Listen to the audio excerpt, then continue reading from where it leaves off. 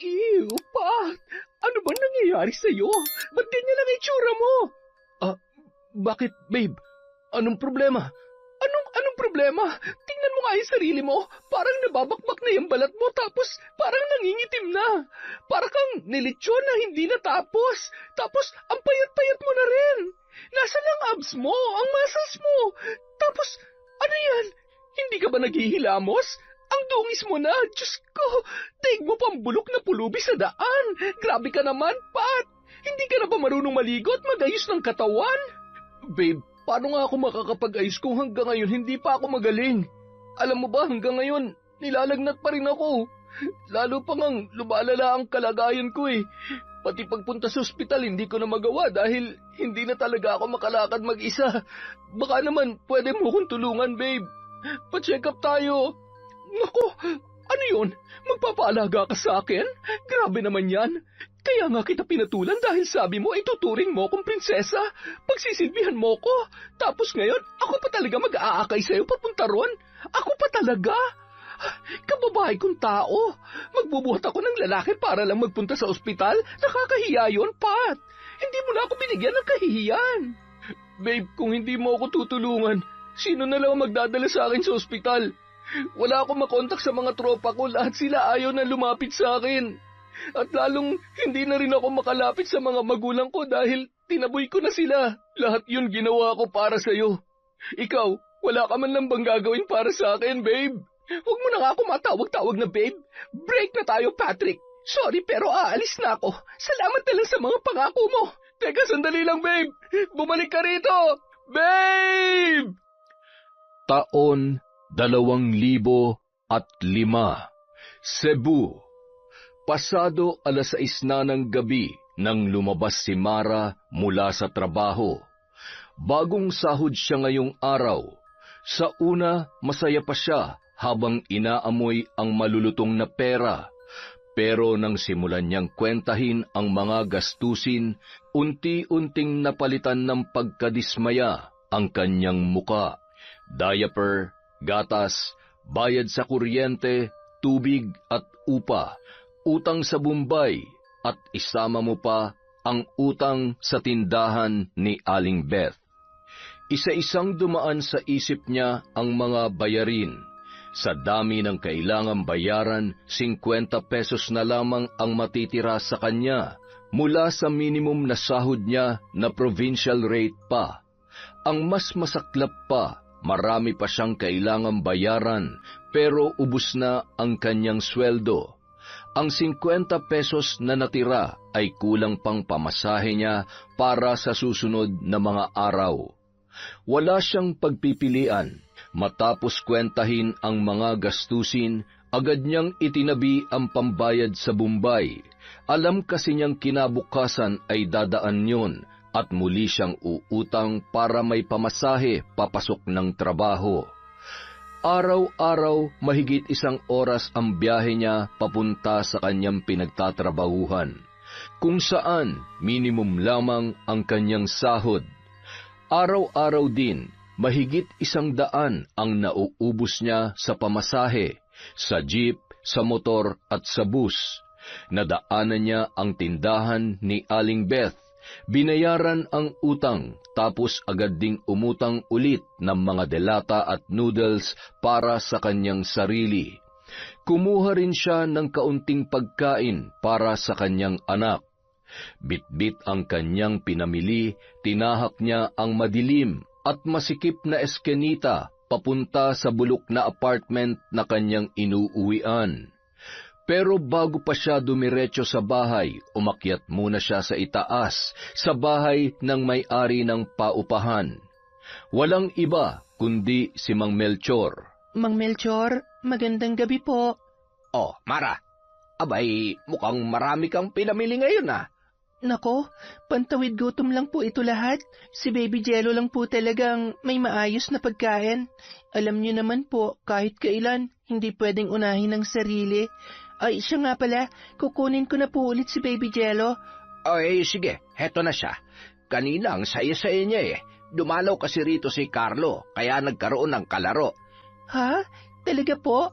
Nakabalik na pala siya? Kailan pa? Nung isang linggo pa. Kaso nasa Palawan naman sila ngayon. Doon sila nagbakasyon ng pamilya niya. Alam mo naman yon, balikbayan. Kaya kung saan-saang pasyalan na naman yon maglilibot. Ay, oo nga po pala. Buti na lang napadaan siya rito. Sige po, baba na po kami ni Baby Jello. Sige, mag-iingat kayo. Tuwing papasok si Mara sa trabaho, kay Mang Melchor niya iniiwan ang anak. Mahigit 10 taon na siya sa apartment na yon, kaya sa dami ng kanyang nakakasalamuha, ito lang ang natutunan niyang pagkatiwalaan. Sa mundong kinagagalawan natin ngayon, mas mahirap ang magtiwala kesa sa magutom. Wait lang baby ha, maglilinis lang si Mami. Inilapag ni Mara si Baby Jello sa paboritong upuan nito at binigyan ng laruan. Mabilis siyang tumuloy sa lababo. Napuno na naman ito ng malalaking dumi mula sa sira nilang kisame. Sinimulan niyang linisin ang nanigas na putik, alikabok at mga itim-itim na hindi niya na inaalam kung ano. Madalas may kasama pang tain ng daga at kung ano-anong insekto. Kinagabihan, matapos patulugin si Baby Jello, naupo si Mara sa kanyang higaan. Tumitig siya sa kanyang lumang cellphone na may keypad pa. Ilang minuto lamang nakahanda na siyang gawin ang bagay na ayaw niyang ginagawa. Kaya lamang wala na siyang ibang magawa. Dinayal niya ang numero ng dating asawang si Patrick. Ilang taon na silang hiwalay. Ang sustento na lang ang nagdidikit sa kanilang dalawa at kahit yon parang kinakayod pa niya mula sa isang hukay. Pagkatapos siyang buntisin ay iniwan siya ng lalaki dahil lang sa nakatagpo ito ng mas maganda, mas sariwa at mas kaakit-akit. Pero hindi lamang siya ang naging biktima. Hindi lamang siya ang iniwang buntis ni Patrick. Sa kasalukuyan, 3 silang sinusustentuhan ng lalaki, 3 babae, 3 batang iniwan, 3 buhay na isinakripisyo kapalit ng makamundong pagnanasa. Kaya hindi madali ang bawat tawag, hindi laging sigurado kung may sustento bang darating. Hindi niya alam kung kakailanganin ba niyang makiusap, makipag-away o magmakaawa. Pero sa pagkakataong ito, hindi na yun ang mahalaga. Ang importante lang, may makakain ang kanyang anak. Hello, Patrick? Oh, kumusta na? Eto, kulang na naman yung sahod ko. Ang dami kasing bayaran Tapos naubos na rin yung gatas ni Baby Jello. Wala na rin siyang gamit. Hindi ko na nga siya palaging napapaliguan kasi hindi na ako makabili kahit sabon. Nakakahiya na rin sa kapitbahay. Sila na halos ang nagpapakain sa kanya. Ngayon nga, sumahod ako pero hindi ko mabili lahat ng kailangan niya. Baka naman pwede ka magpadala ulit kung may extra ka dyan. Baka next week pa, pero 500 lang ha. Kakapadala ko lang dun sa isa ko pang anak Ano? 500 lang? Bakit? May reklamo ka? Alam mo ba kung magkano ng mga bilihin ngayon? Subukan mo kayang pumunta sa grocery para malaman mo. Patrick, hindi nakakayanin yan. Para kay Jello pa lang, kulang na. Anong kulang? Kukulangin talaga kung pati ikaw makikihati. Para sa anak ko to, hindi para sa'yo. Bumili ka ng sarili mong pagkain. May trabaho ka naman Baby pa lang yan, hindi pa maraming kinakain yan. Kaya sapat na tong 500. Patrick naman, kahit 800 lang kung gusto mo. Ako nang bahala sa kulang. Sige na naman. Para lang sa anak natin. 500. Huling tawad na yon. Pero Patrick... Mara, baka nakakalimutan mo, hindi lang ikaw ang nabuntis ko. May iba pa akong anak. Hindi pwedeng mas malaking ibibigay ko sa'yo. Lahat kayo dapat pantay-pantay. Pantay-pantay? Alam mo bang kulang na kulang yan sa pangangailangan ni Jello? Sa diaper pa lang 250 nang inaabot. Saka online na nga rin lang akong bumibili para mas mura. Tapos, paano naman yung iba niyang kailangan? Yung gatas, vitamins, pulbos.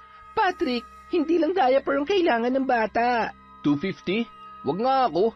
Meron namang mas murang diaper sa tindahan Saka, bakit pa kailangan mag-vitamins? Sabi mo nga, pinapakain naman niya ng kapitbahay niyo. O di yun na yun.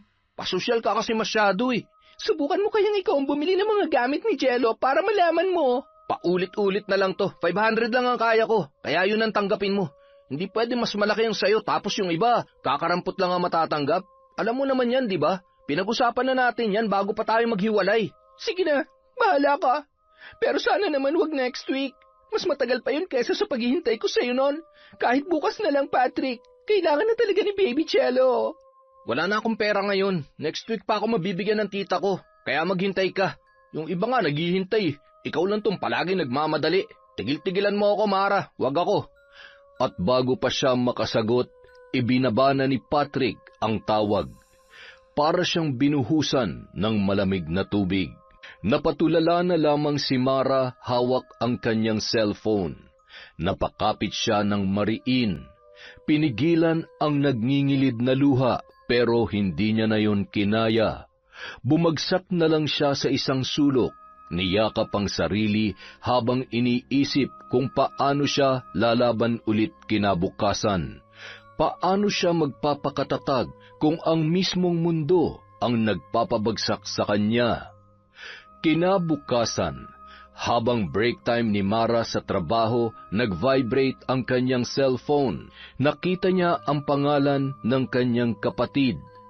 Kabadong-kabado siya na sinagot yon. Hello, Lino? Ate, Bakit? Ano nangyari? si nanay, sinugod namin sa ospital. Ano? Bakit? Kailan pa? Kanina lang, ate. Ang hina na kasi niya. Ilang linggo na niyang sinasabi na parang lagi siyang pagod. Parang nanghihina yung katawan niya. Tapos kanina, halos hindi na siya makatayo. Kaya dinala namin siya sa ospital. Ay, Diyos ko! Anong ospital? Anong sabi ng doktor? Naka-confine siya, ate. Minomonitor pa. Hindi pa nila alam kung ano talagang sakit niya. Pero, ate, paano pag may reseta na wala kaming panggastos? Siguro naman, may pera pa kayo dyan kahit papano. Meron pa naman, pero nakahiram lang kami kahapon. Hindi ko alam kung tatagal pa to, ate. Pag may gamot na kailangang bilhin, baka kapusin na kami. Lino, gagawa ako ng paraan. Hahanap ako na mahihiraman. Baka bukas o sa makalawa pa ako makapagpadala. Pero sisiguruhin kong may papadala ko, ha? Wala na rin kasi akong pera ngayon eh. Yung sahod ko, ubos na sa utang, sa bayarin, sa gatas at diaper ni Baby Jello. Pati pamasahe ko, inutang ko na lang. Pero gagawa ako ng paraan, ha? Ate, salamat ha. Pasensya na. Ang bigat na naman ng sitwasyon natin. Huwag mong isipin yon. Si nanay mo nang intindihin natin. Gusto mo ba siya makausap, ate? Kising na ba siya? Hindi pa eh. Kagabi, halos hindi siya makatulog. Buti nga ngayon, mahimbing ang tulog niya eh. Sige, huwag mo na muna siyang gisingin. Basta alagaan niyo siya ha. Tatawagan kita agad kapag nakahiram na ako. Sige ate, maraming salamat ha. Napabuntong hininga si Mara matapos ibaba ang tawag. Parang lalong bumigat ang kanyang pakiramdam. Kulang na nga ang kanyang kita para sa sarili niyang anak. Ngayon may isa pa siyang kailangang alalayan. Pero hindi niya pwedeng pabayaan ang kanyang ina. Kahit anong mangyari, gagawa siya ng paraan. Wilfred, busy ka ba? Hindi naman, Mara. Bakit? Pwede ba kitang makausap sandali? Sige. Sandali lang, ha? Ano yun? Pasensya na sa abala, ha? Ikaw lang kasing malalapitan ko rito, eh. Sinugod kasi sa ospital ang nanay ko. Ang problema, ubos na yung sinahod ko kahapon dahil sa dami ng bayarin. Kailangan ko sana ng pera para may padala sa kanila. Panggastos nila sa ospital, tapos pambili na rin ng mga gamot na inireseta ng doktor. Manghihiram sana ulit ako kung meron ka pang extra dyan. Tamang-tama. Kababayad lang sa akin ng kliyente ko kanina. Sige. Magkano bang kailangan mo? Siguro kahit mga 10,000 sa private hospital kasi na-confine ng nanay ko eh. Siguradong medyo malaki ang gastos nila ron. Sige, okay lang. Ibibigay ko mamaya bago tayo umuwi. Salamat talaga. Pasensya ka na. Kinabukasan, holiday kaya walang pasok si Mara. Dahil sa pangangailangan, nagdesisyon siyang puntahan ang kaibigang si Efren. Hoy, Mara, buti napadaan ka. Anong atin? Hindi na ako magpapaligoy-ligoy pa, Efren. May malaki akong problema. Ano naman yan? Sabi mo lang. Na-ospital si nanay. Kailangan namin ng pera para sa gastos sa ospital. Baka naman may maitutulong ka. Si Aling Nelia? Ano raw ang nangyari? Matagal na siya nangihina pero nitong huli, halos hindi na siya makatayo. Kanina lang, lumala kaya isinugod siya sa ospital. Hanggang ngayon, hindi pa rin alam ng mga doktor kung ano talaga ang sakit niya. Ang dami pang kailangang tests, kaya lalo ako nag-aalala. Alam mo naman pag ospital, walang murang bayarin. Sigurado yan. Sige Mara, may 3,000 ako rito. Pasensya ka na ha, yan lang ang kaya ko ngayon eh. Naku, okay na yan. Sobrang laking tulong nito. Hindi mo alam kung gaano ako nagpapasalamat, Efren. Wala yun. Kung may sobra pa sana ako, dadagdagan ko pa yan eh. Alam mo, Mara, may pinagdadaanan din kami ngayon. Yung pinsan kong si Melvin, may sakit din eh. Pero hindi pangkaraniwang sakit. Ha? Bakit? Anong ibig mong sabihin? Sa tingin namin, binabarang siya. Binabarang? Sigurado ba kayo? Si Melvin kasi, alam mo naman yun, babaero. Iniwan yun na buntis niyang babae sa Sikihor. Tapos pagbalik niya rito, bigla na lang nanghina, hindi na makatayo. May mga sugat sa katawan, tapos tuwing gabi, may lumalabas na mga insekto mula sa sugat niya. Hindi makapagsalita, panay lang ang iyak at daing. Dinala namin kung saan-saan ospital pero walang makapagpaliwanag sa sakit niya eh. Paano kayo nakakasigurong barang ngayon? Bago siya tuloy ang hindi makapagsalita, inamin niya sa amin, yung babaeng nabuntis niya mula sa pamilya ng mga mambabarang. Hindi niya yung sineryoso, kaya ngayon, nagdurusa siya. At ang mas malala pa, hindi niya maalala ang pangalan ng babae. Hindi namin alam kung paano lalapitan ang pamilya nila para humingi ng tawad. Diyos ko, nasaan siya ngayon? Nandun sa taas, sa kwarto. Gusto mo ba makita? Sige nga.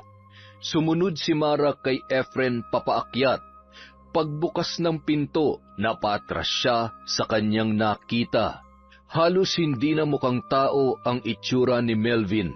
Ang balat niya ay tila natutuklap at mula sa mga sugat ay may maliliit na butas na naglalabas ng malapot na nana.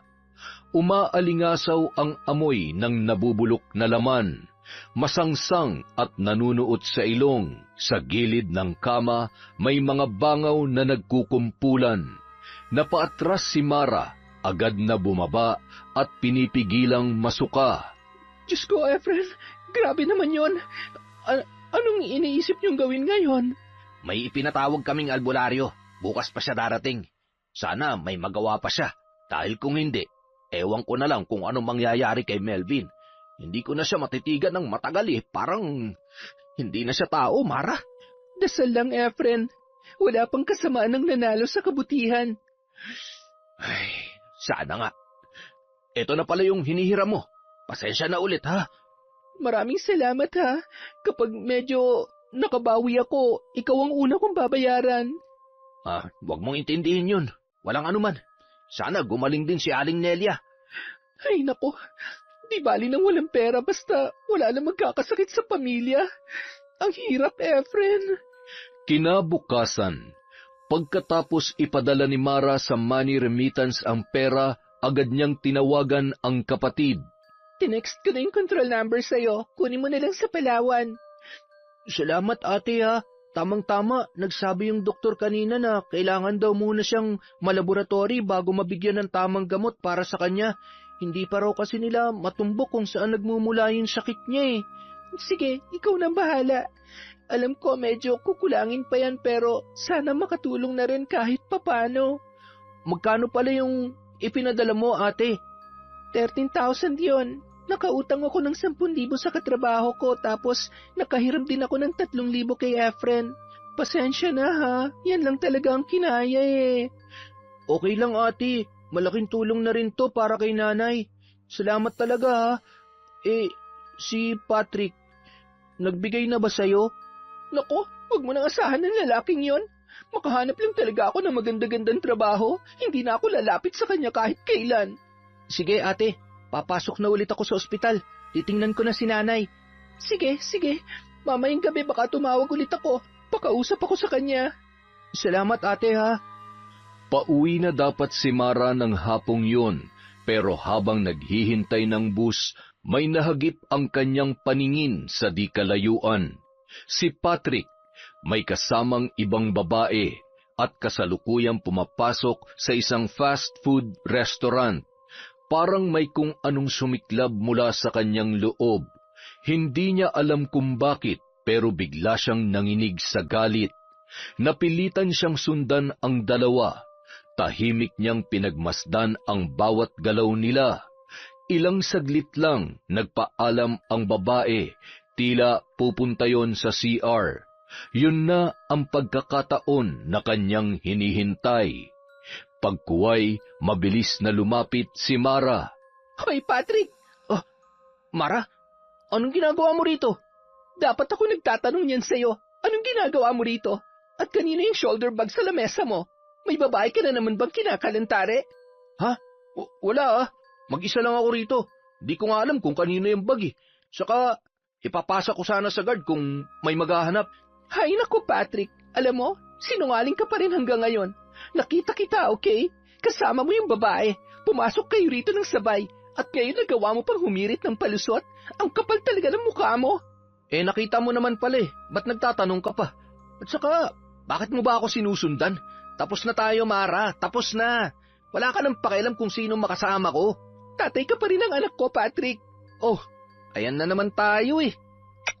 Tsaka akala ko ba wala kang pera? Di ba sabi mo sa akin next week ka pa makakapagpadala? Pero ngayon, kayang-kaya mo palang makipag-date. Hindi naman siguro yung babae manlilibre sa'yo. Sigurado akong ikaw ang gagastos. Tama ako, di ba? Ano bang problema mo, ha? Tapos na tayo. Di pa ba malinaw yun?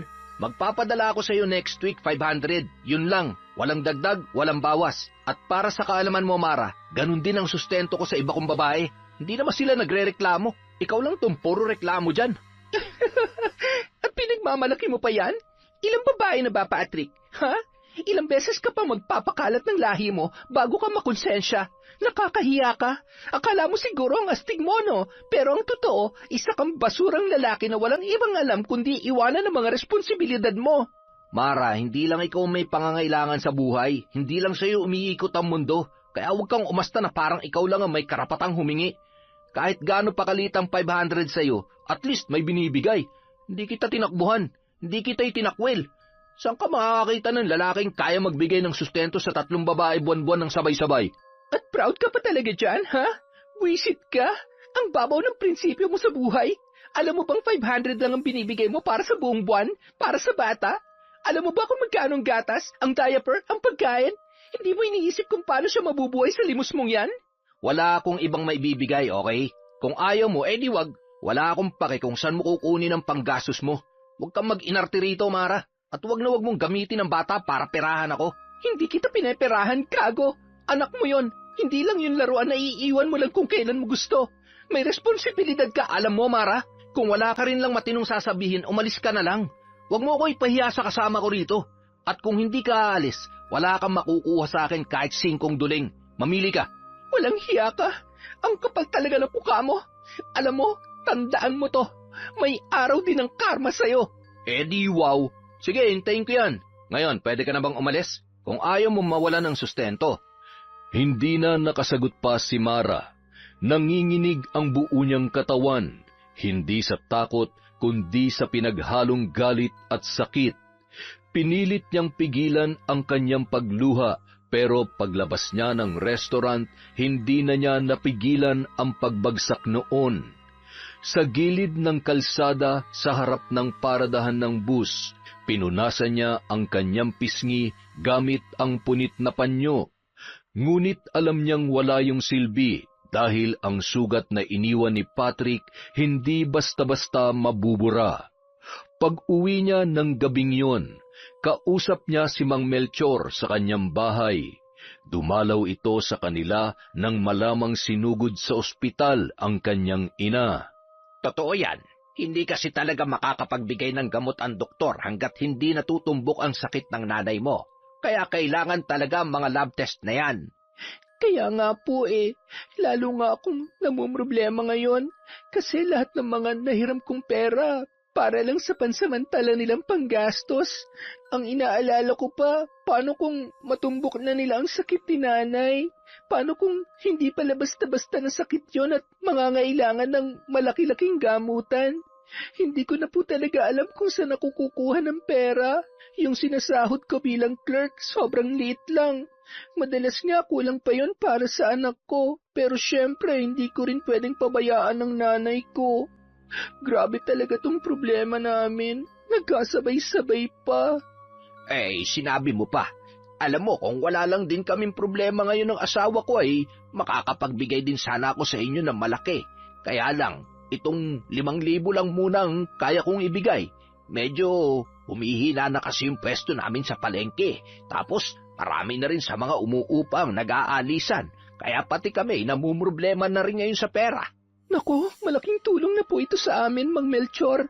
Maraming salamat po talaga. Ano nang balak mong gawin ngayon? Siguro po susubukan ko maghanap ng ibang trabaho. Mag-a-apply ako sa bayan kapag day off ko. Susubukan ko rin pumasok sa mga call center. Siguradong mas malaking sasahurin ko doon. Tama ka naman dyan. Kaso, iba-iba ang oras sa call center. Yung anak ko nga, 6 na buwan lang ang tinagal doon. At ngayon ay nagtsatsaga na lang sa pagiging dishwasher sa isang restaurant. Wala rin naman po akong magagawa kundi ang magtyaga. Kung hindi ko gagawin to, lalo akong walang maibibigay sa nanay ko. Bahala na po. Sana lang talaga malampasan na namin to. Magdasal ka lang lagi, Iha. Kaya nyo yan. Salamat po, Mang Melchor. Kinabukasan, magkasama ulit sina Wilfred at Mara sa break time. Kumakain habang nag-uusap. Grabe naman yung ex mo. Ang galing lang sa kama pero sablay sa responsibilidad. Hindi man lang kaya magpakatatay. Ano bang mabibili ng 500 pesos sa panahon ngayon? Akala niya nasa 80s pa tayo. Kung makikita ko lang yon, sapak talaga aabutin sa akin nun. Sinabi mo pa, ang mas masakit, nahuli ko pa silang dalawa ng bago niyang babae kahapon. Kumakain sa restaurant. Maliit na halaga na nga lang ang hinihingi ko, pero mas inuna pa niyang gastusin yung babae kaysa sa anak niya. Hindi ko na alam kung may natitira pa ba siyang konsensya. Alam mo, buti pa ipabarang mo yung hayop na yun para maturuan ng leksyon. Madalas yung mga nagkakasakit ng malala, biglang bumabait May kakilala akong mambabarang. Kung gusto mo, ilalapit kita.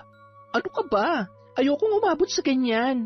Ang gusto ko lang ngayon, makahanap na mas malaking sahod, lalo na't kailangan ng nanay ko. So, ibig sabihin, alis ka na rito? Depende kung may tatanggap agad sa akin, pero hindi rin naman ganun kalayo yung ina-applyan ko, kaya pwede pa rin naman tayo magkita ni na Suzy. Sige. Good luck sa paghahanap mo ng trabaho, ha? Sana makahanap ka agad. At yung utang mo, bayaran mo na lang pag maluwag ka na. Unahin mo muna yung ibang mas malaki ang halaga. Ako makakapaghintay naman ako kahit kailan. Salamat talaga, Wilfred, ha? Ang swerte ng girlfriend mo sa'yo. Sana hindi kayo matulad sa amin ni Patrick. Wag lang talaga kami magtagpo ng gagong yun, kundi uuwi yun na may black eye. Makalipas ang ilang araw, bumalik si Mara sa trabaho. Nakita siya ni Wilfred na tulala habang kumakain. Kaya nilapitan siya nito. O Mara, kumusta ang pag-apply mo? Mukhang wala. Bakit? May in-applyan akong accounting officer, sakto sa course ko. Pero sa initial interview pa lang, mukhang hindi na ako pasado. Paano mo naman nasabi? Tinanong ako ng HR kung anong ginagawa ko outside of work. Sinabi ko yung totoo. Single mom ako, may inaalaga ang bata. Tapos nung tanungin kung ano pang motivation ko, ang sagot ko, may sakit ang nanay ko kaya kailangan ko magdoble kayod. Tapos bigla na lang niya akong tinanong, paano ka nakakasigurong magtatagal ka sa company namin kung single mom ka at may nanay pang may sakit? Kesyo yung dati raw nilang empleyadong katulad kong sitwasyon, hindi nagtagal. Palaging absent dahil sa anak, tapos laging nagde-demand ng dagdag na sahod. Parang pinapalabas niyang hindi rin ako tatagal Ang unfair naman nun. Kaya nga, kaya mukhang magtatagal pa ako dito. Wala akong choice. Bakit kasi hindi mo nalang tanggapin yung sinasabi ko? Yung kakilala naming matandang mambabarang, pero hindi lang siya basta mambabarang. Mayaman din yun. Alam mo ba, nagpapautang siya ng walang interes. Wala ring deadline sa bayad. Tapos, parang nangangailangan yata siya ng maid ngayon. Maid? Wilfred naman. Alam mo namang may anak akong inaalagaan. Hindi ako pwedeng stay in. Ay nako, bakit hindi mo muna siya puntahan? Wala namang mawawala kung susubukan mo. Sobrang bait nun, promise. Baka pwede mo pang pakiusapan na work from home. O baka may iba siyang trabaho na maibigay sa'yo. Bahala na. Baka sa next day off ko na siya pupuntahan. Sige, ite-text ko sa'yo ang address niya. Doña Valmora ang pangalan niya. Mabait yun, sigurado ako. Makalipas ang ilang linggo, lumabas na ang resulta ng lab tests ng nanay ni Mara. May nakita raw na bara sa puso nito, kaya inirekomenda ng doktor ang maraming gamot. Ngunit kung hindi raw makuha sa gamutan, kinakailangan itong operahan sa puso. Lalo tuloy na problema si Mara. Hindi lang 100,000 ang kakailanganin niya. Milyon ang pinag-uusapan. Saan siya kukuha ng ganoong kalaking halaga? Ilang araw siyang halos hindi makatulog dahil sa kakaisip. Sa huli, napagpasyahan niyang sundin ang mungkahi ni Wilfred, ang lumapit kay Doña Valmora. Wala na siyang ibang mapagkukunan. Ang tanging hiling niya ay maging maayos ang magiging resulta ng pagpunta niya roon. Kinuha niya ang kanyang cellphone at muling tiningnan ang address na binigay ni Wilfred. Dahil wala siyang pasok nung araw na yon, nagpasya siyang puntahan ang matanda. Nang makita niya si Doña Valmora ng personal, bahagya siyang nagulat. Sa mga litratong ipinakita ni Wilfred, mukhang masungit yon. Ngunit ngayon, habang nakaupo siya sa malambot na sofa at kinakausap ng matanda, napagtanto niyang hindi naman pala ito nakakatakot tulad ng kanyang inaakala. Magaan ang boses noon at sa kabila ng kulubot nitong muka, marunong pala itong ngumiti. Unti-unting nawala ang kaba sa dibdib ni Mara. Pasensya ka na't hindi pa kami nakakapaglinis, kaya medyo magulo pa ang paligid. Nako, hindi na po kailangan yon, madam. Maraming salamat po. Ano nga palang may paglilingkod ko sa'yo, Iha? Yun nga po. Nirekomenda po kayo sa akin ng kaibigan ko, si Wilfred. Katrabaho ko rin po siya sa isang maliit na grocery store. Clerk po ako ron, habang siya naman ay nasa production. Si Wilfred. Kilala ko nga ang binatang yon. Isang nanay niya sa mga natulungan ko noon. Nabanggit nga rin niya po yun sa akin. Kaya po ako nandito. Nagbabaka sakali rin po ako. Walang problema, Iha. Sabihin mo lamang kung paano kita matutulungan. Yung nanay ko po kasi may sakit po sa puso. Kasalukuyan po siyang ginagamot pero kulang po talaga ang pera namin. Sa dami po ng nireresetang gamot at mga kailangang bayaran, mukhang mapapagastos kami ng malaki. Minimum lang po ang sahod ko at sa anak ko pa lang ay kulang na kulang po yun. Kailangan ko po ng malaking halaga para maipagamot ng maayos ang nanay ko para hindi po umabot sa operasyon. Naiintindihan ko. Ang ibig bang sabihin nito ay single mom ka rin? Opo, madam. Alam ko ang hirap ng pagiging single mother. Isa sa mga kasambahay ko rito, single mom din. Pero sa kasamaang palad, namatay ang asawa niya nung nakaraang buwan lang. Kinailangan niyang umuwi sa probinsya para may mag-alaga sa anak niya.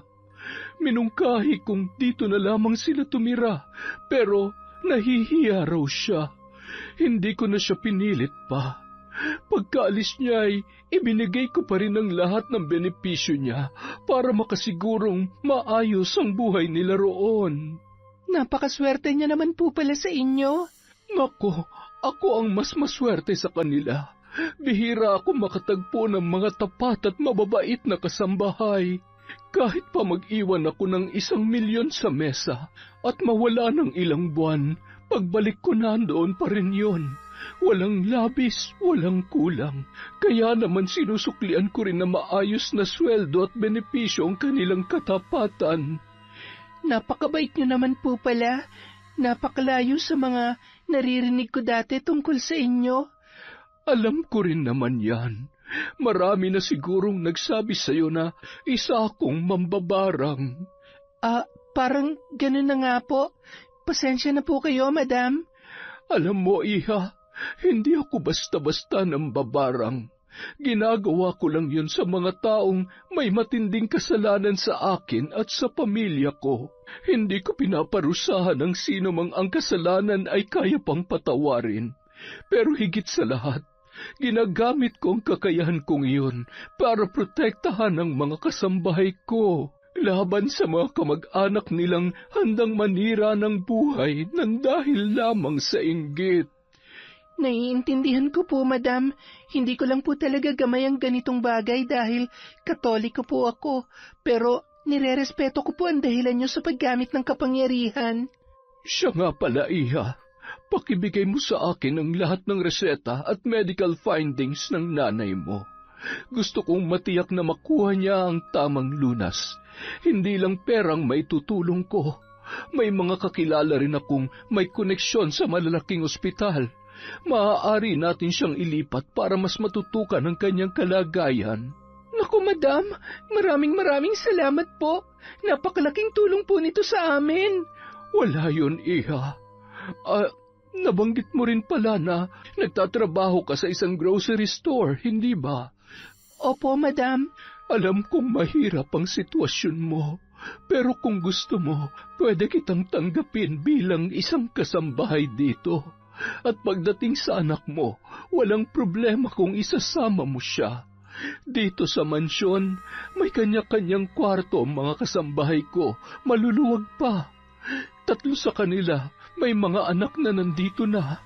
Yung isa nga ay sanggol pa lamang.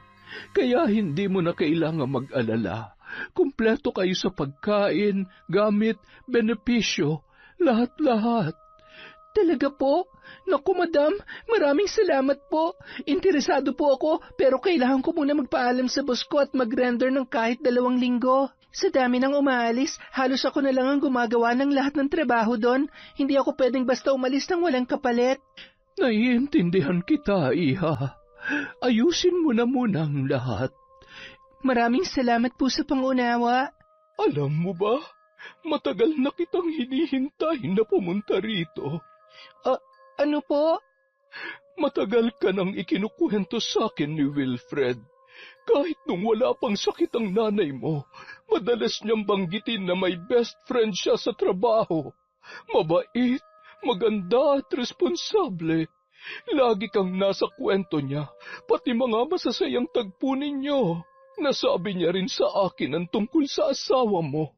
Tama ba ako? Opo. Ang dami niya na palang naikwento sa inyo.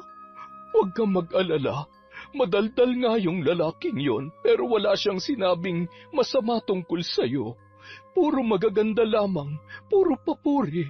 Kaya nga matagal ko nang gustong makilala ka, para matulungan ka sa problema mo, lalo na tungkol sa iyong asawa.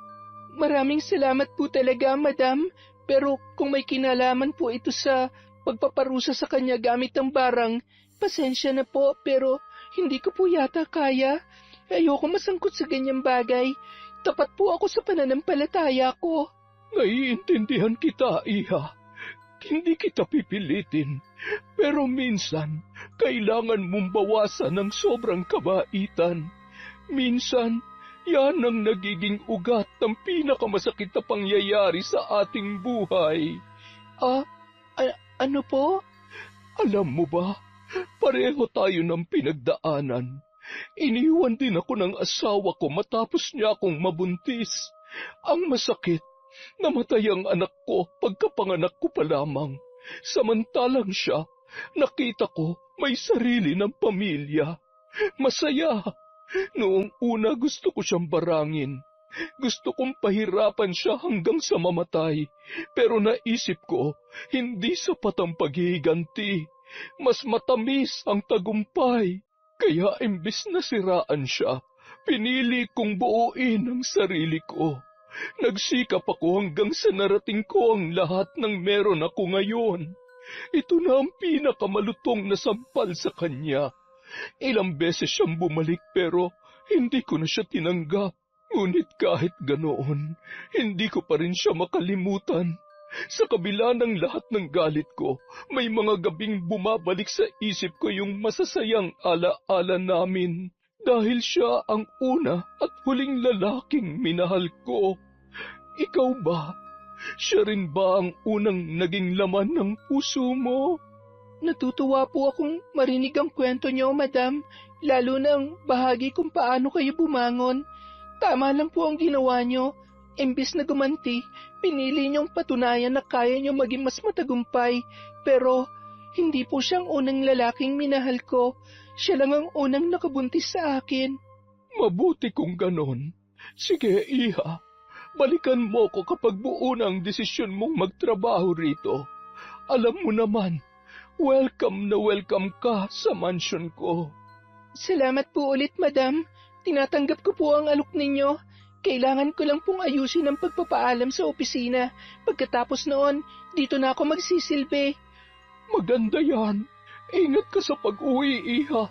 Ayokong mag-isip ka ng masama sa akin pero nakikita ko na muli kang iiyak. At dahil pa rin sa lalaking yon. Ha? Ano po? Bukod sa pambabarang, minsan ay nakakakita rin ako ng mangyayari sa hinaharap.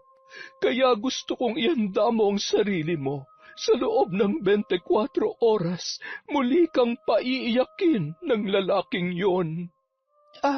Salamat po sa paalala, madam. Tatagan mo lamang ang loob mo, Iha. Sige po, mauna na po ako. Salamat po ulit sa lahat.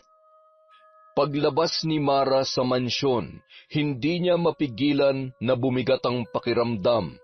Ang sinabi ni Lola Valmora ay patuloy na gumugulo sa kanyang isipan. Paiiyakin na naman siya ni Patrick. Kung tutuusin, hindi na yon bago sa kanya. Wala ngang linggo o buwan na hindi siya nito pinapaiyak. Bumuntong hininga na lamang ang dalaga, pilit na iwinaksi ang kanyang kaba, pero sa kanyang kaloob-looban, alam niyang may mangyayaring mas malala. Makalipas ang 2 linggo. O papano? Last day mo na pala dito ngayon. Good luck sa pagpasok mo kay Doña Valmora, ha?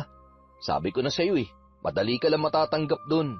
Di hamak na mas matinong magbigay ng pasahod si Doña Valmora kesa sa minimum wage job natin gaya rito. Salamat sa pagre-rekomenda sa akin, Wilfred, Kahit papano, medyo nakaluwag-luwag ako ngayon. Mula nung tinanggap ko yung kontrata, binigyan niya na ako agad ng advance payment. Kaya naman, nabayaran ko na lahat ng pinagkakautangan ko. Tapos, yung sa nanay ko, nailipat na rin namin sa malaking ospital at kasalukuyan na siyang ginagamot ngayon. Hindi pa man ako nag-uumpisa sa mansyon niya. Medyo gumiginhawa na agad ang buhay ko. Sabi ko naman sa iyo mabait talagang Donya sa mga katulong niya. So, paano yan? Mamayang pag-uwi, dun ka na didiretso? Siyempre, hindi pa. Naglaan lang ako ng 2 araw para asikasuhin yung dapat pang asikasuhin sa apartment ko. Pagkatapos nun, doon ako magsastay sa mansyon. Uuwi na lang siguro ako tuwing Sabado at Linggo para maglinis at inspeksyonin yung bahay. Okay, sige. Good luck. At sana rin magtuloy-tuloy ng swerte mo sa buhay. Nang sumunod na araw, nagsimula na si Mara sa mansyon.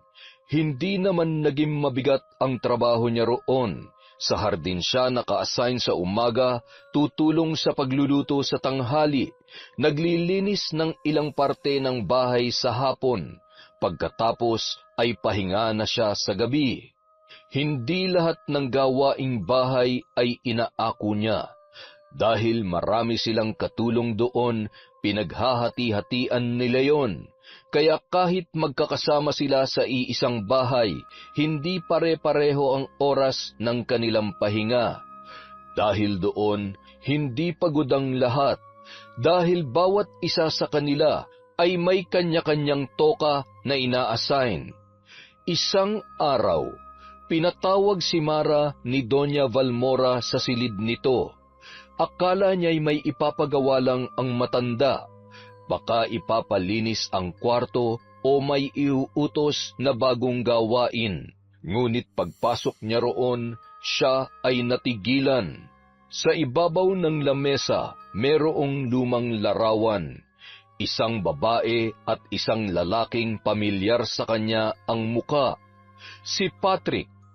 Napalunok si Mara. Madam, magandang hapon po. Pinapatawag niyo raw po ako. Narito ka na pala, Iha. Halika rito.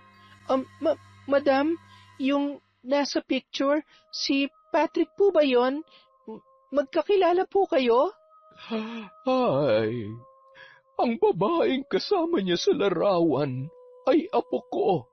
At ang asawa mong si Patrick, siya ang dahilan kung bakit patay na ang aking apo ngayon. Akala ko wala siyang naging ibang babae noon. Ibig sabihin? Kaya malaki ang galit ko sa kanya. Galit na galit ako. Matagal na pala kayong magkakilala? Naging nobya niya rin po ang apo ninyo? Hindi lang siya basta namatay, Mara. Pinatay siya. Pinatay siya ni Patrick? Paano po? Nagpakamatay ang apo ko dahil sa kanya. Dahil sa pananakit at panloloko niya. Huli na nang malaman kong inaabuso pala niya ang aking apo. Hindi lamang sa panloloko.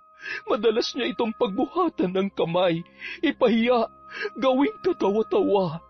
Pero kahit ganoon, mahal na mahal pa rin siya ng aking apo. Sobrang mahal. At yun ang nag-udyok sa kanya para kitilin ang sarili niyang buhay. Akala ko po si Patrick ang pumatay sa kanya. Dahil kay Patrick, kaya namatay ang aking apo. Siya ang dahilan ng pagkamatay ng apo ko. Kaya parang siya na rin ang pumatay doon. Pasensya na po, madam. Hindi ko po inaasahang... Hindi ako humihingi ng awa. Gusto ko lang malaman mo ang totoo. Kaya pala ang sama ng tingin niyo sa kanya noon pa lang. Ang mga katulad ni Patrick, hindi dapat hinahayaan. Gusto ko siyang paghigantihan, isumpa, pero may isang bagay na pumipigil sa akin. Bakit po? Dahil alam niyang gagantihan ko siya at pinaghandaan niya ako. Mayroon siyang proteksyon, isang anting-anting na nagbabantay sa kanya. Anting-anting? Kaya pala hindi niya hinuhubad yung kwintas na yon. Kahit noon pa, kahit naliligo siya, hindi niya talaga yun inaalis. Matagal ko nang gustong pagbayarin ang Patrick na yon. Pero hanggat suot niya ang proteksyong yon, hindi siya tatablan ng kahit na anong sumpa. Hindi lang pala akong sinaktan niya. Pati po pala kayo. Pati ang apo ninyo. Ikaw, Iha, kaya mo bang tiisin ang lahat ng ginawa niya sa'yo? Papayag ka na lang bang patuloy siyang mabuhay ng masaya habang tayo ay nagturusa? Hindi mo ba naiisip? Sa tingin mo, hindi ka rin nagkakasala kung hinahayaan mong gumawa ng masama ang isang tao kung may pagkakataon ka namang pigilan yon. Ano pong ibig niyong sabihin? Alam kong tapat ka sa iyong relihiyon, kaya huwag kang mag-alala. Hindi kita hahayaang gumawa ng masama sa sarili mong mga kamay. Lumipas ang isang iglap ng katahimikan at malamig na simoy ng hangin, bago bumigkas muli ang matanda, at nang marinig ni Mara ang sinabi nito, unti-unting nanlaki ang kanyang mga mata, para siyang natuyuan ng dugo. Nang sumunod na araw, may kumatok sa pinto ni Patrick. Napakunot noo yun. Wala naman siyang inaasahang bisita. Pagbukas niya, ay gulat siyang napatigil. Mara, anong ginagawa mo rito? Wala. Nangungumusta lang. Anong nangungumusta? Imposible. Ano na naman to? Mangungulit ka na naman kung kailan ako magpapadala, no? Sinabi ko na sa iyong linggo, bukas pa darating ang pera ko. Hindi ka ba makapaghintay? Grabe ka naman. Nangungumusta lang talaga ako. Saka huwag ka mag-alala. Hindi na ako hihingi ng sustento sa'yo. Pwede mo nang itigil ang pagpapadala. Hindi ako magagalit. We, ikaw pa. Sa lahat ng naging babae ko, ikaw ang pinakareklamador. Kaya nga hindi na kita pinagtsatsagaan eh. Seryoso ako, Patrick. Hindi na ako galit. At wala na rin akong balak makihati sa mga sinusustentuhan mo. Teka, anong trip mo ngayon? Gusto ko lang makapag-usap tayo ng maayos. Yung totoong closure. Pagkatapos nito, hindi na kita guguluhin. Huling beses na to. Sana mapagbigyan mo ako. Hoy, sure ka ha? Baka pagpasok mo rito, bigla mo akong saktan. Sigurado kang hindi ka mananakit? Gawain mo yun eh. Hindi ko yun gagawin, Patrick. Pangako. Oo, sige. Halika, tuloy ka. Pagkapasok ni Mara, diretso siyang naupo sa sofa. Tahimik na sumunod si Patrick pero halatang hindi mapakali. Ano ba talagang gusto mong pag-usapan? Gusto ko lang malaman, minahal mo ba ako kahit minsan? Ha? Saan naman ang galing yan? Nung tayo pa, nung wala pa tayong problema. Sa tingin mo, mabubuntis ba kita kung hindi? Salamat, Patrick, ha. Salamat kahit papano. Minahal mo rin pala ako. Teka lang, ang weird mo ngayon ah. Ano ba nakain mo? O nakainom ka ba? Masama bang mangumusta sa taong minahal mo noon? Pero kasi hindi ka ganyan, Mara eh. Hindi ka naman basta sumusuko. Ano ba talagang pinaplano mo? Gusto ko lang na maayos na closure. Ngayon lang, Patrick. Huling-huli na talaga. Nako, Mara ha. Alam mong madali akong matukso. Alam mong madali akong... Alam mo na. Alam kong hindi mo na ako mahal, pero pagbigyan mo na ako. Isang beses lang. Sinabi nang wag mo akong tuksuhin eh. Alam mo namang kahinaan ko yan. Sige na, please.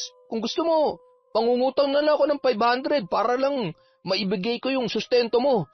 Wag mo lang ituloy ito, Mara. Ano bang mas masarap, Patrick? Pera o ang haplos ng isang taong nagmamahal? Putya naman, Mara oh. At tuluyan na ngang bumigay si Patrick. Bumagsak ang katawan nila sa sofa at sa susunod na mga minuto, nalublob na siya sa sarap ng tukso. Ngunit si Mara, hindi sa lalaki nakatuon ang atensyon.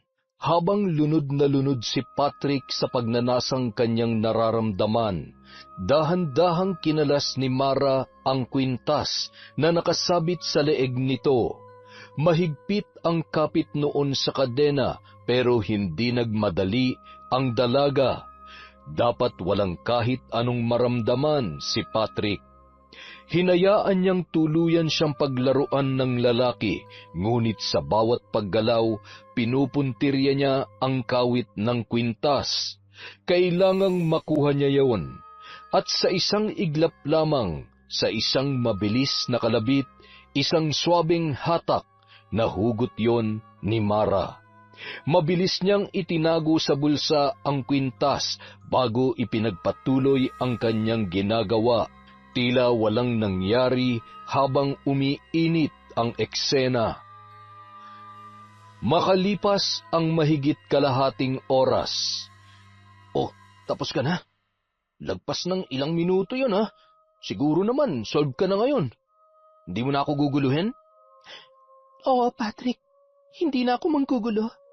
Pasensya na ulit sa konting abala ha. Pero sana nag-enjoy ka rin kahit papano. Ano ka ba? Kahit naman may iba na ako, aaminin ko na masarap ka pa rin naman. O sige, malapit nang dumating yung jowa ko eh. Baka makita pa tayo rito. Basta bukas, ipapadala ko pa rin yung 500 para naman hindi mo ko konsensyahin. Salamat kung ganon. Sige, Patrick. Aalis na ako. Ingat ka na lang. Okay, salamat din. Ingat sila sa'yo. Pagka-uwi ni Mara sa mansyon, agad niyang pinuntahan si Lola Valmora sa kwarto nito. Naabutan niya yung nakaharap sa salamin at nagsusuklay. Tila may pupuntahan. Oh, Mara, paalis pa lamang ako. Buti at nakauwi ka na. Madam, dala ko na po ang pinapakuha ninyo. Heto na po yung kwintas na sinasabi nyo. Ha? Tama. Magaling. Salamat, Mara, at pinagbigyan mo ako sa aking pabor. Huwag ka mag-alala. Hindi ka madadamay rito.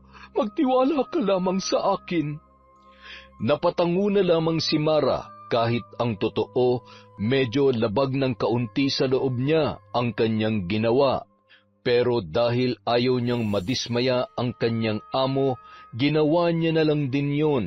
Saka medyo napaisip din siya sa mga sinabi ng matanda sa kanya, lalo na sa ginawa ni Patrick sa apo nito. Naisip niya ring dapat pagbayaran ng lalaki ang kasalanan noon. Isang gabi, naghahanda si Patrick para sa date nila ng kanyang jowa. Kakapaligo pa lamang noon at ngayoy nakatapis ng tuwalya habang nakatayo sa harap ng lababo. Sinimulan niyang magsipilyo at pilit na inaayos ang sarili bago umalis. Sa kalagitnaan ng kanyang pagsisipilyo, biglang may naramdaman siyang kakaiba. Isang matigas na bagay ang bumagsak sa lababo, kasabay ng mahina ngunit matinis na tunog ng pagtama nito sa porselana. Napakunot ang kanyang noo, dahan-dahan niyang dinampot ang nalaglag at nanlaki ang kanyang mga mata. Isang ngipin na may kaunting dugo. Napaatras si Patrick at biglang nakaramdam ng kaba. Mabilis niyang ibinuka ang kanyang bibig sa harap ng salamin at doon niya nakita ang kakilakilabot na katotohanan. Isang puwang ang naiwan sa pagitan ng kanyang mga ngipin. Nalaglag yon mula sa kanyang bibig. Napakapit siya sa lababo, hinahabol ang kanyang hininga.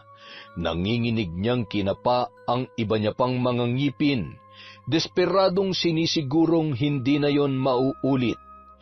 Pero nang matamaan ng daliri niya ang isa pang ngipin ay bigla yung kumalas mula sa kanyang gilagid. Hindi lang isa, kundi 3. Sunod-sunod na nahulog sa lababo ang kanyang mga ngipin, parang mga butong nabubulok at nalalagas sa isang bangkay. Sumilip siya sa salamin at halos hindi na niya makilala ang kanyang sarili. Sira-sira na ang kanyang ngipin. May mga bungi sa harap at tuwing ibinubuka niya ang kanyang bibig para yung bangkay na naglalantad ng kabulukan. Nasukol siya ng matinding takot. Nanginginig niyang kinuha ang kanyang cellphone at agad na nagsabi sa kanyang girlfriend na hindi siya matutuloy sa gabing yon dahil bigla siyang nagkasakit. Hindi niya kayang sabihin ang totoo. Hindi niya kayang makita siya ng sinuman sa ganoong sitwasyon. Noong gabing yun, hindi nakatulog ang lalaki. Nanginginig siyang nakatulala sa salamin. Pinagmamasdan ng sarili niyang nagiging isang bagay na hindi niya maipaliwanag. Isang araw, dumalaw ang babae sa bahay ni Patrick. Halatang may tampuyon sa muka habang nakatayo sa may pintuan. Ay nako, nagtatampo na ako sa iyo, ha? Bakit bigla ka nalang umatras? Akala ko ba mahal mo ako? Mahal naman talaga kita eh. Kaya lang, bigla akong nagkasakit. Kahit kapayin mo pa. Ah, oo nga no? Parang ang taas ng lagnat mo. Sabi ko sa'yo, baby, may sakit talaga ako. Hindi ako nagdadahilan. Pero sabi mo kasi kagabi nagbibihis ka na. Kaya natural lang na umasa ako. Hindi mo ba agad naramdaman yan nung nagbibihis ka pa lang? Hindi nga eh. Habang nagsisipilyo ako, may nangyari. Tapos ilang minuto lang, bigla na akong nilagnat. Kaya hindi ko kinayang lumabas. Bakit? Ano ba nangyari kagabi? Ito, oh. Hala, ano yan? Ba't ganyan ang ngipin mo? Paano nangyari yan? Ewan ko nga, bigla na lang silang nalaglag habang nagsisipilyo ako kagabi. Sa tingin mo ba, makakalabas pa ako ng bahay kung ganitong itsura ko? Tapos bigla pa akong nilagnat. Kaya magpapahinga muna ako ha. Cancel muna natin lahat ng lakad natin. Hindi ko talaga kaya. Sobrang sama ng pakiramdam ko. Hindi ko alam kung bakit. Bakit hindi ka magpatingin sa doktor? Siguro bukas. So, sa makalawa, kapag kaya ko nang bumangon, gusto mo, samahan mo ako? Nako, ano naman ang gagawin ko? Akayin ka papunta ron? Nako, makakasira sa imahe ko yan bilang magandang dilag. Dapat nga akong inaakay at inilalakad mo. Hay, sige, magpagaling ka na lang muna dyan. Tawagan mo na lang ako kapag okay ka na, ha? Ay, sige, babe. Salamat na lang, ha? Nang mga sumunod na araw, hindi pa rin bumuti ang lagay ni Patrick. Mataas pa rin ang kanyang lagnat at ngayon may panibagong pagbabago sa kanyang katawan. Naninilaw na ang kanyang balat. Halos ayaw niya nang bumangon. Ramdam na ramdam niya ang panghihina sa kanyang bawat paggalaw. Pero napilitan siyang tumayo nang tawagin siya ng kalikasan. Pilit na kinaladkad ang sarili patungo sa banyo. Mabigat ang kanyang bawat hakbang. Pagkatapos niyang gumamit ng kubeta, lumapit siya sa lababo para maghugas ng kamay. Doon niya naramdaman ang isang bagay na nagpatayo na naman ng kanyang balahibo. May gumagapang sa loob ng kanyang bibig. Napakapit siya sa lababo at biglang kinabahan. Dahan-dahan niyang binuka ang kanyang bunganga at doon niya nakita ang isang maliit na bagay na gumagapang papalabas mula sa butas ng kanyang gilagid. Isang mangitim-ngitim na uod. Namilog ang kanyang mga mata. Mabilis niyang hinablot ang uod gamit ang nanginginig na daliri at itinapon yon sa lababo. Hingal na hingal siyang napatingin sa salamin, pero bago pa siya makarecover, may sumunod na isa pang uod, gumagapang palabas mula sa mismong laman ng kanyang gilagid. May sumunod pang isa at isa pa, hanggang sa 5 na ang nakuha niya mula sa loob ng kanyang bibig. Nangangatog siyang napaatras, pilit pinipigil ang suka na nagpupumilit lumabas mula sa kanyang lalamunan. Pakiramdam niya parang may kung anong bagay na nabubulok sa loob ng kanyang katawan. Unti-unting kinakain ng mga nilalang na hindi niya maipaliwanag. Ayaw niya nang lumingon sa salamin. Ayaw niya nang makita ang sarili niya sa ganoong anyo. Dahan-dahan siyang nagbalik sa kwarto at muling humiga. Pilit na pinapakiramdaman ang kanyang sarili. Wala na siyang nararamdamang gumagapang ulit sa loob ng kanyang bibig, pero hindi yun nagpapakalma sa kanya. Alam niyang hindi na ito normal. Napaisip siya kung ano ba talaga ang nangyayari sa kanya. Nang sumunod na pagdalaw ng kanyang girlfriend, nagulat ito sa kanyang kalagayan. Nandidiri na rin yon sa kanya. Ew! Pat, ano ba nangyayari sa'yo? Ba't ganyan ang itsura mo? Bakit, babe? Ano ba ang problema? Anong problema? Tingnan mo nga yung sarili mo. Parang nagbabakbak na yung balat mo tapos parang nangingitim. Para kang nilitsyon na hindi natapos. Tapos ang payat-payat mo na rin. Nasaan ang abs mo? Ang muscles mo? Tapos ano yan? Hindi ka na ba naghihilamos? Sobrang dungis mo na. Ay, Diyos ko. Daig mo pang bulok na pulubi sa daan. Grabe ka naman, Pat. Hindi ka na ba marunong maligo at mag-ayos ng katawan? Babe, paano nga ako makakapag-ayos kung hanggang ngayon hindi pa ako magaling? Alam mo bang hanggang ngayon nilalagnat pa rin ako. Lalo pang lumalala ang kalagayan ko eh. Pati pagpunta sa ospital hindi ko na magawa dahil hindi na talaga ako makalakad mag-isa. Baka naman pwede mo akong tulungan, babe. Pa-check up tayo. Nako, ano yon? Magpapaalaga ka ba sa akin? Grabe naman yan.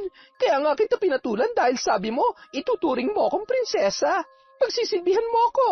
Tapos ngayon, ako pa talaga mag-aangakay sa'yo papunta ron. Ako pa talaga? Hay, kababae kong tao, magbubuhat ako ng lalaki para lang magpunta sa ospital? Nakakahiya yon, Pat. Hindi mo na ako binigyan ng kahihiyan. Babe, kung hindi mo ako tutulungan, sino na lang ang magdadala sa akin doon? Wala na akong makontak sa mga tropa ko. Lahat sila ayaw na lumapit sa akin. At lalong hindi na rin ako makakalapit sa mga magulang ko dahil tinaboy ko na sila. Naglayas ako sa amin para lang sa'yo, para makasama kita. Tapos pati asawa ko, iniwan ko rin para lamang sa'yo kahit may anak kami. Lahat yun ginawa ko para sa'yo. Ikaw, wala ka man lang bang gagawin para sa akin? Hala, kung makapag-demand naman to. Hoy, tatanungin mo ba talaga ako ng ganyan? Hindi ka ba kinikilabutan sa sinasabi mo? Ako, babae, magsasakripisyo para sa isang lalaki? Walang ganoon. Dapat nga kayong mga lalaki ang laging nagbibigay at nagsisilbi sa amin eh. Kung hindi mo rin pala ako mapagsisilbihan, ano pang silbi mo sa akin?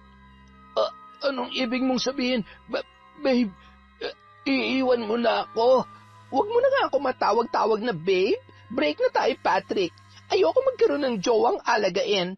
Masisira pang skin ko pag hinawakan ko yung balat mo. Sorry pero alis na ako. Salamat na lang sa mga pangako mo. Babe, teka lang. Bakit ka sumusuko agad? Akala ko ba tayo na habang buhay? Nangako ka rin sa akin. Nangako ka. Huwag kang umalis! Babe! Bumalik ka rito! Ngunit mula noon, hindi na nagpakita pa sa kanya ang babae. Kahit isa sa mga tropa niya, sa mga kakilala, pati sa mga kapitbahay, wala man lamang dumalaw kay Patrick. Patuloy nang nangingitim at tila naaagnas ang kanyang balat. Ang mga gilagid naman niya ay pinamamahayan na ng mga uod, habang ang mga sugat nilalabasan na ng mga insekto. Nagsimula na rin siyang mangamoy, parang isang bulok na hayop na sumasalot sa paligid. Hindi nagtagal, kumalat na rin sa iba pa niyang kakilala ang nangyari sa kanya. Ang bilis pumutok ng balita. Umabot sa puntong pati ang ibang babaeng sinusustentuhan niya ng 500 ay kumalas na rin sa kanya. Sila na mismo ang lumayo kay Patrick. Mas pipiliin pa raw nila ngayon na maggutom ang kanilang mga anak kesa mahawahan ng salot na sakit ni Patrick. Awang-awa ang lalaki sa kanyang sarili. Mayroon pa kaya siyang malalapitan para maresolba ang kanyang problema? Isang gabi, tapos na si Mara sa lahat ng gawain sa mansyon. Ngayon, nakaupo siya sa gilid ng kama habang pinapatulog si Baby Jello sa crib nito. Mas madali na ngayong patulugin ng bata. Malamig ang kwarto dahil sa aircon. Maluwag ang espasyo at hindi ito nauubusan ng pagkain. Bihira na rin yung umiyak. Tahimik ang paligid. Ang tanging maririnig ay mahinang tunog ng orasan hanggang sa tumunog ang cellphone ni Mara. Si Patrick, nag-aalangan siyang sagutin yon. Matagal na silang walang komunikasyon pero sa huli ay pinindot pa rin niya para sagutin. Hello? Mara, Patrick, bakit ka napatawag? Mara, pwede ka bang dumaan sa bahay kahit saglit lang? Ano? Bakit? Ano nangyayari sa'yo? Please, Mara, kahit sandali lang. Alam kong may closure na tayo pero sana pagbigyan mo ako kahit ngayon lang. Bukas na lang siguro. Gabi na kasi eh. Wala na magbabantay kay Baby Jello. Sige, bukas na lang. Salamat, Mara. Pagkababa niya ng tawag, nanatili siyang nakatitig sa screen ng cellphone. Mayroong bumabagabag sa kanya. Hindi normal ang boses ni Patrick. May kung anong nagbago doon. Hanggang sa isang bagay ang biglang sumagi sa kanyang isipan. Hindi kaya sinimulan na siyang parusahan ni Lola Valmora. Kinabukasan, siniguro niyang wala ang matanda bago siya gumalaw. Palihim niyang tinungo ang kwarto nito. Sinilip ang paligid at nang makumpirmang walang tao, binuksan niya ang aparador. Eksaktong alam niya kung saan ilalapat ang kanyang kamay. May secret door sa loob ng aparador. Alam niya yon dahil minsan na yung ipinakita sa kanya ng matanda. Siya lang ang pinagkatiwalaan nito na malaman ang tungkol sa aparador. Dahan-dahan siyang pumasok. Madilim doon. Mabangong usok ng insenso ang sumalubong sa kanya. Sa loob, may isang lamesang puno ng kung ano-anong gamit pang ritual. May nakapaligid na mga kandilang pula at itim, mga dahon, halaman at kung ano-anong kakaibang kasangkapan. Sa itaas ng lamesa, may altar na puno ng mga lumang aklat na kulay itim at pula. Pero ang talagang nagpahinto sa kanya ay ang isang garapon na nasa gitna ng lamesa. Dahan-dahan niya yung nilapitan. Sa loob noon, nagkakagulo ang dose-dose ng uod at insekto. Lahat ay gumagapang, nanginginain, pinupunit ang bagay na nasa loob ng garapon. Isang litrato ni Patrick. Napaatras ang dalaga, nanginginig ang mga kamay. Tama ang kanyang hinala. Sinimulan na nga ni Lola Valmora ang paghihiganti nito kay Patrick. At kung anuman ang ginagawa niya, alam niyang hindi lang basta sakit ang mararanasan ng lalaki. Kahit natatakot, hindi niya napigilan ang kanyang sarili. Kailangan niyang makita si Patrick. Kailangan niyang malaman kung ano na ang nangyayari doon. Pagbukas pa lamang ng pinto, umalingasaw na agad ang nabubulok na amoy. Parang may ilang taong mga basura na nakulong doon. Kaya hindi niya maiwasan na mapatakip ng ilong. At nang masilayan niya si Patrick, halos mapasigaw siya sa gulat at kilabot. Parang bangkay na ito na humihinga pa. Ang mga mata ni Patrick halos lumubog na. Ang mga buto niya ay litaw na rin sa kanyang balat. At ang mga sugat ay lalo pang lumalaki. May mga uod at insekto pang gumagapang sa ilong, bibig at tainga ng lalaki. Patrick, ano nangyayari sa'yo? Mara, salamat sa pagdalaw. Bakit ganito? Ano to nangyari sa'yo? Hindi ba ikaw rin naman ang may gawa nito? Anong ako? Ngayon, alam ko na, kaya mo lang pala ako inakit noon para makuha mo yung kwintas na proteksyon ko, para tablan ako ng barang. Yun talaga ang totoong plano mo noon, hindi ba? Ha? Patrick? Ngayong nakuha mo na ang gusto mo, may pag-asa pa bang mapatawad mo ako? Pero Patrick, hindi akong gumawa nito sa'yo. Hirap na ako, Mara. Sobra na itong parusang natatanggap ko. Sobrang bagsak na ako. Maawa ka naman sa akin. Kung gusto mo, ipakulong mo na lamang ako. Isusuko ko na lang ang sarili ko sa mga pulis. Ayoko na ng ganito. Ayoko mamatay dito, Mara. Parang awa mo na. Patrick, hindi akong gumawa nito sa'yo. Si Lola Valmora. Lola Valmora. Kilala mo siya, di ba? Pati na nga po niya na nagpakamatay dahil sa'yo. Kaya kanya pinagigantihan dahil gusto niyang mabigyan ng hustisya ang ginawa mo sa apo niya. Ang dami mo na naperwisyo, Patrick. Kaya huwag ka na magtaka kung bakit ka pinarurusahan ng ganito. May pag-asa pa bang mapatawad mo ko, Mara? Gusto ko pang mabuhay. Tulungan mo naman ako. Parang awa mo na. Patrick, kung ako lang ang masusunod, kaya ko namang magpatawad eh. Gusto ko lang makita na seryoso kang magbabago. Hindi ko na sana to pinaabot sa ganito. Pero hindi eh. Hindi ka lang sa akin nagkasala. Pati na rin sa ibang tao.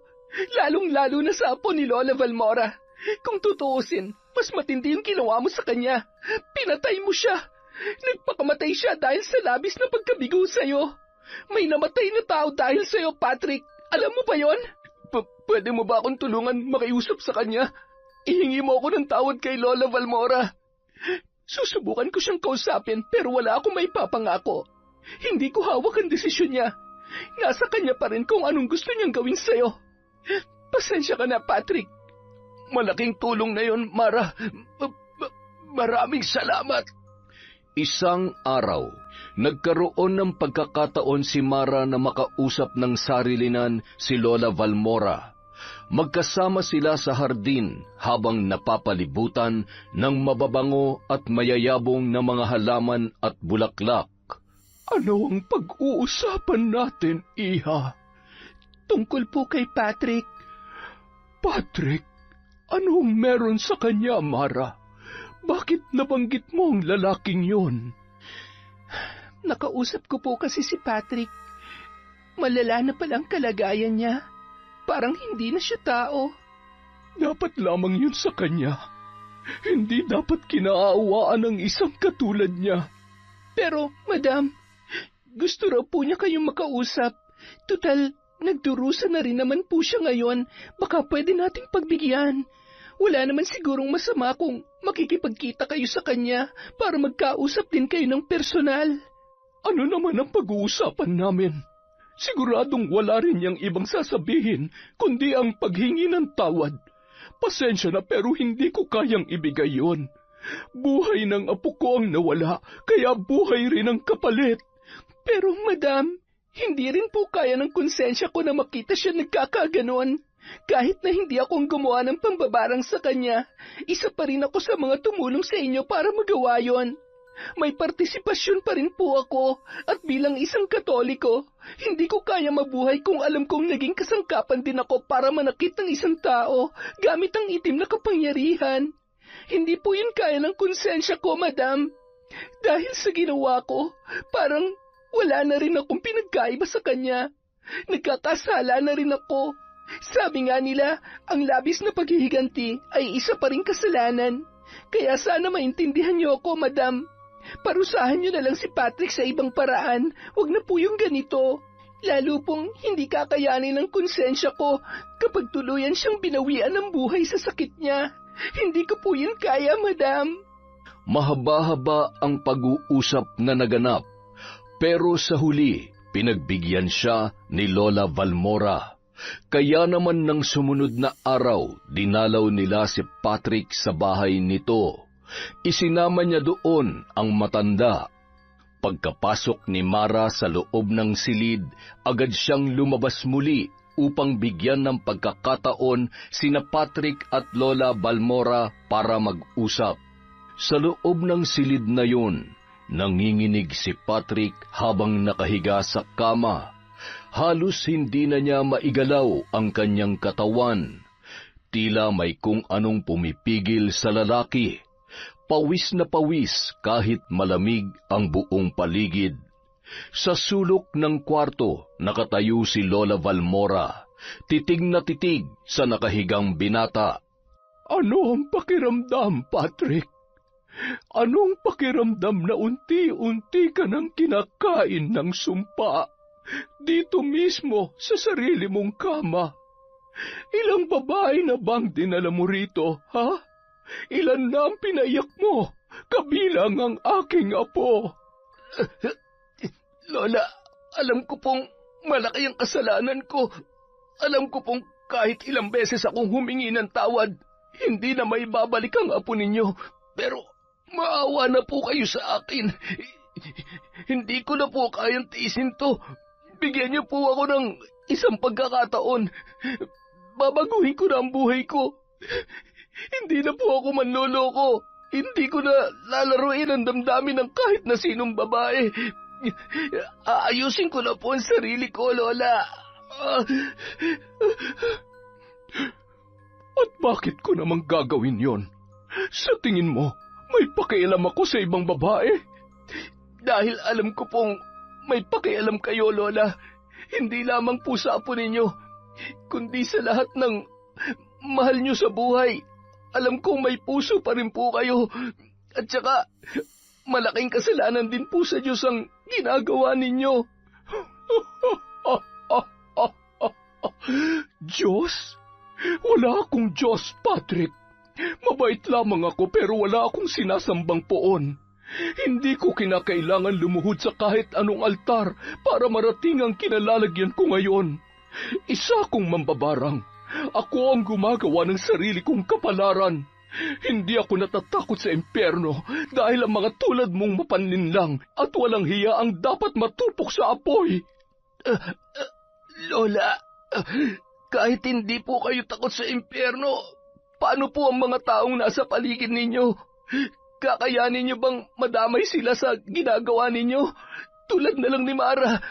Hindi niyo naman ako mapaparusahan ng ganito kung hindi niya kayo tinulungang manakaw yung kwintas ko. Alam kong hindi niya ito ginusto pero sa bandang huli, nadungisan na rin ang mga kamay niya dahil sa paghihiganti niyo sa akin. Kaya ito po ang tanong ko, kaya ba ng konsensya niyo na madamay siya? Kakayanin niyo bang siya rin ay mahulog sa impyerno dahil sa inyo? Huwag mo nga akong pinagsasalitaan ng ganyan. Wala kang karapatan na pangaralan ako. Lola, napakabait po ni Mara. Sa lahat po ng nakilala ko, siya lang ang nakita kong pinakamabait at maunawain.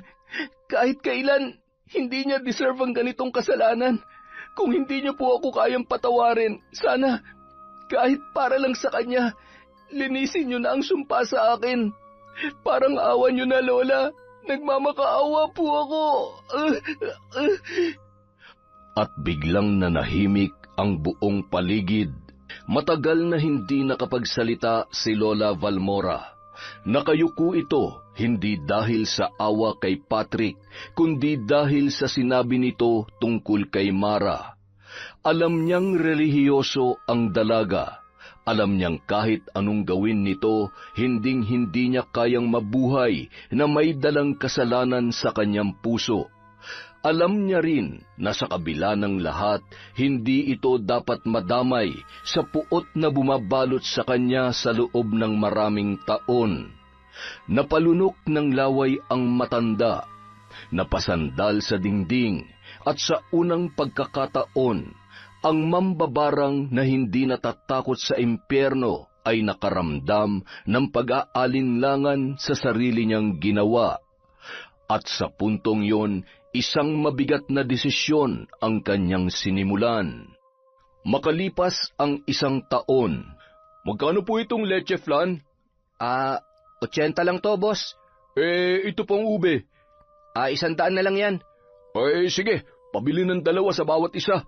Naku, maraming salamat po, boss. Balik kayo, ha?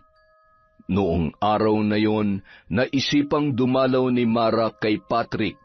Naabutan niya ito sa harap ng bahay, abala sa pagtitinda ng leche flan, ube at iba pang kakanin.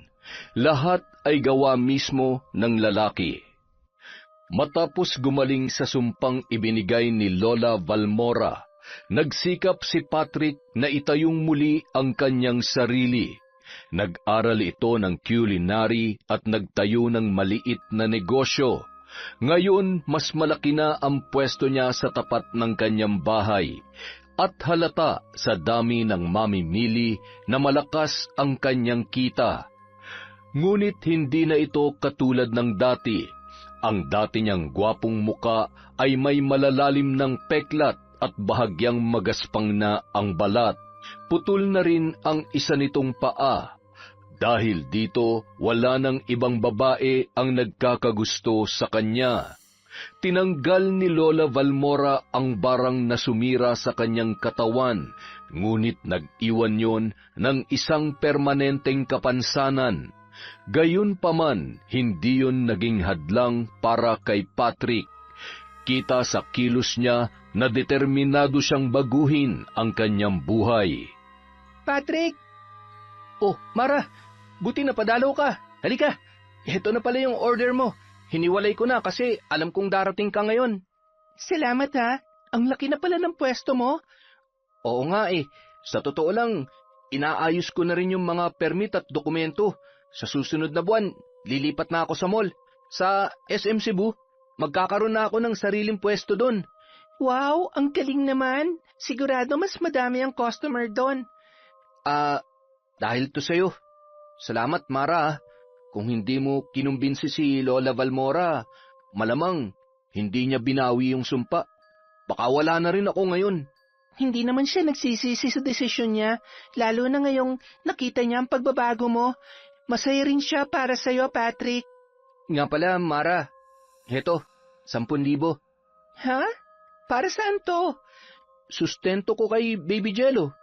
Malaki nang kinikita ko, kaya gusto kong maibalik yung suporta ko sa anak natin. Kahit wala na tayo, sana hayaan mo akong gampanan ng pagiging tatay sa kanya. Ano ka ba naman? Walang problema yon. Salamat, Patrick ha. Kahit medyo umaangat ka na sa buhay, hindi mo pa rin kinakalimutan si Jello. Huwag ka mag-alala, hindi ko siya ipagdadamot sa'yo. Kapag may oras ka, pwede kang dumalaw sa kanya. Salamat, Mara. Ngayon, wala na akong ibang gustong gawin kundi ang tama.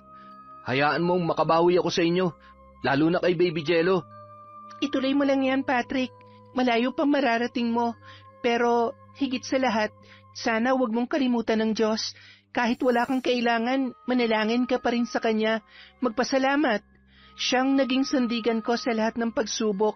Sana, bukod kay Jello, alalahanin mo rin siya. Oo naman. Ako pa ba? Nagtawanan ang dalawa. Nang mga sandaling yun, alam nilang pareho na sa kabila ng lahat ng nangyari, natagpuan na nila ang kapayapaan. Yon, maraming salamat po sa paghihintay at sa walang sawang pagsuporta sa kwentong Enteng. Pasensya na po kayo, nag-outing po si Enteng, nag-camping si Enteng nung weekend. So kaya wala po muna tayong shoutout. Pero sa susunod na upload natin, lahat ng may request ng shoutout, isa-shoutout ni Enteng. Siguro mga 335 po kayo. Again, maraming salamat po ulit mula sa kwentong Enteng.